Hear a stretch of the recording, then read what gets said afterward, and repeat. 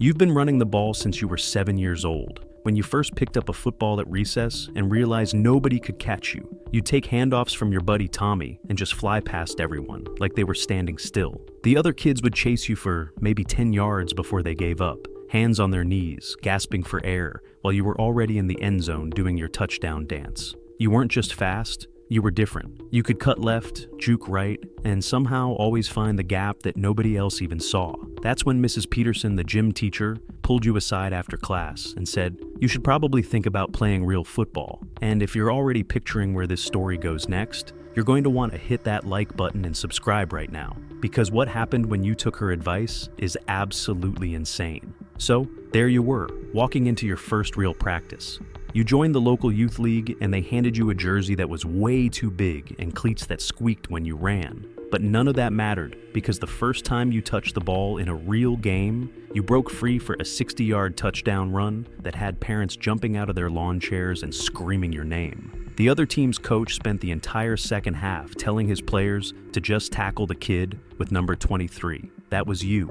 You weren't the biggest kid on the field, you weren't even close, but you had something they couldn't teach: vision. You could see holes open up before they were even there, and coaches will always love a back who can make something out of nothing. By middle school, you were already breaking league records that had stood for 15 years. In high school, you started varsity as a freshman, which basically never happened, and by your junior year, college scouts were showing up to your games with notepads and stopwatches. Your senior season was just a highlight reel: 2,500 rushing yards, 35 touchdowns, and a state championship ring. You committed to a big-time program early, one of those schools with tradition and national titles, and they told you that you were exactly what they needed: a game changer, the next great back in a long line of legends. But when you got there, someone else was already wearing the crown. A junior with tree trunk legs and a highlight reel that made Sports Center every other week. Your coaches said all the right things during recruiting. You'll compete for playing time right away. We see you making an impact early. But you weren't making an impact on anything except the bench. You were running scout team, getting your bell rung by linebackers who were 3 years older and 50 pounds heavier. Guys who had NFL dreams and weren't about to let some freshman make them look bad in practice. The starter had his own parking spot, his jersey hanging in the campus bookstore, and girls who knew his name before they knew his major. You had a dorm room that smelled like old socks and a meal plan. He ran behind an offensive line that had been playing together for 2 years. You got your reps with the third stringers who missed more blocks than they made. Every Tuesday, you'd check the depth chart posted outside the coach's office, hoping to see your name move up. It never did. You were listed as RB4, behind guys who couldn't even make your high school team back home. During games, you stood on the sideline in a clean jersey, watching him pile up yards that should have been yours. Your hometown friends would text you asking why you weren't playing, and you'd make up excuses about learning the system and being patient. But every Sunday night, you'd lie in bed wondering if you made the wrong choice. The coach who recruited you barely looked at you anymore. Your position coach would pat you on the helmet after practice and say, "Keep grinding, kid. Your time will come." It never felt like it would. You spent 2 full seasons like this, running until you puked in practice, studying film of plays you'd never run in a real game, and watching other freshmen at different schools already making names for themselves. The starter finally graduated, and suddenly everyone was talking about the sophomore who was supposed to take over. Not you, the sophomore. You were still fighting for scraps, still proving you belonged, still wondering why the same speed that made you a legend in high school wasn't enough to get you on the field in college. The competition was different here. These weren't the kids from your hometown who played football because their dads made them. These were freaks of nature who ran 4.4 40s and bench pressed small cars. In practice, you'd get hit by linebackers who were already getting calls from NFL scouts, guys who treated every rep like it was the Super Bowl because their entire future depended on looking good on film. You'd wake up on Wednesday mornings feeling like you got hit by a truck, and that was just from practice. But something funny happens when you get tired of being invisible. You stop playing not to lose and start playing to win. 4th year, the depth chart finally had some movement. The sophomore who was supposed to be the guy tore his ACL in spring practice. The transfer they brought in couldn't learn the playbook to save his life. And suddenly, after 3 years of being patient, after 3 years of getting your hopes up just to get crushed again, the coach called your number. You were finally going to get your shot. But year 4 is different. The starter goes down in the second game with a busted shoulder, and for the first time in 3 years, the coach looks down the bench and points at you. Not the transfer, not the hotshot freshman. You. Your first carry goes for 8 yards. Your second goes for 23. By halftime, you've got 87 yards and 2 touchdowns. And the crowd that barely knew your name is now chanting it. You finish the game with 156 yards rushing, and suddenly every sports reporter who ignored you for 3 years wants to know your story. The next week, you go for 203 yards against a ranked defense. Then, 189 the week after that. The numbers start piling up fast. 1,847 yards for the season, 19 touchdowns, and a conference championship. ESPN starts calling you the comeback story of the year. Your jersey finally makes it into the campus bookstore, right next to where the old starters used to hang. You're not just running the ball anymore, you're carrying the entire team on your back. Scouts show up to every game with clipboards and radar guns. Your phone starts buzzing with agents wanting to represent you. The bowl game is where you really make your mark.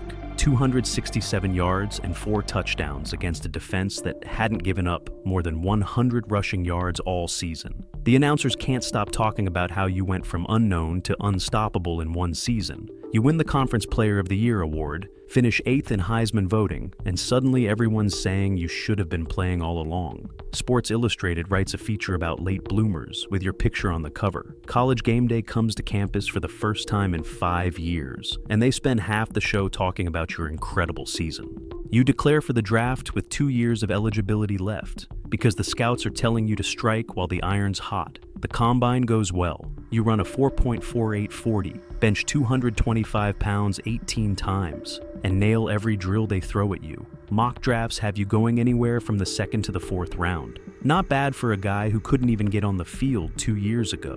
Draft night finally comes, and you get the call in the 3rd round, 87th overall. The team that picks you, they went 4-13 last season and just fired their head coach after he called the fans unrealistic in his final press conference. But that franchise? Yeah, they're basically a disaster with cleats on. They haven't had a winning season in 6 years. Their offensive line gave up 62 sacks last season, which led the league by a lot. The left guard you'll be running behind weighs 290 pounds soaking wet and moves like he's stuck in quicksand. The center snaps the ball into the dirt half the time. And the right tackle? He's 35 years old and held together with tape and prayer. They didn't draft you to learn the system and develop slowly. They drafted you to come in and save a franchise that's been dying a slow death for half a decade. Now you're in year 5 and everything hurts all the time. Your knees sound like Rice Krispies when you get out of bed. Your shoulder pops every time you reach for something. That ankle you sprained in college, it never really healed right, and now it swells up like a balloon after every game. You ice everything. Your back, your hamstring, your neck. Parts of your body you didn't even know could hurt. The team trainers know you by your first name because you're in their office every morning at 7 a.m. getting treatment just so you can practice. The worst part isn't even the pain.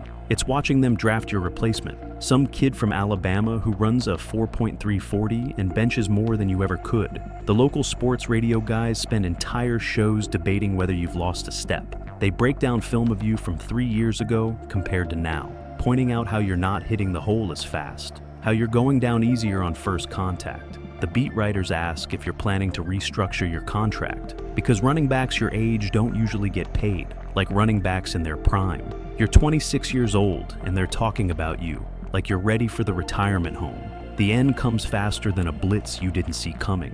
One day you're the starter. The next day the general manager calls you into his office and thanks you for your contributions to the organization.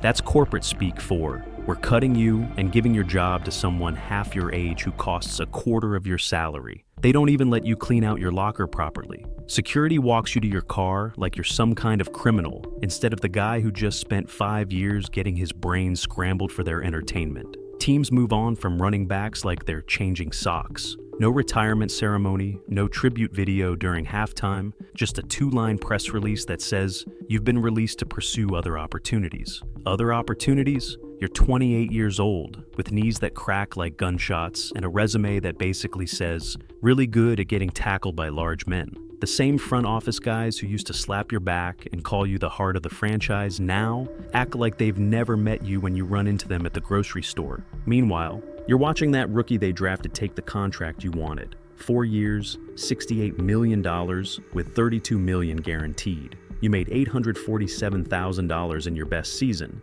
and this kid who's never taken an NFL snap is getting generational wealth before he's even proven he can handle a full season of getting hit by guys who bench press refrigerators for fun. He's doing interviews about how excited he is to contribute to the team's championship aspirations. Your championship aspirations are figuring out how to pay your mortgage without a steady paycheck.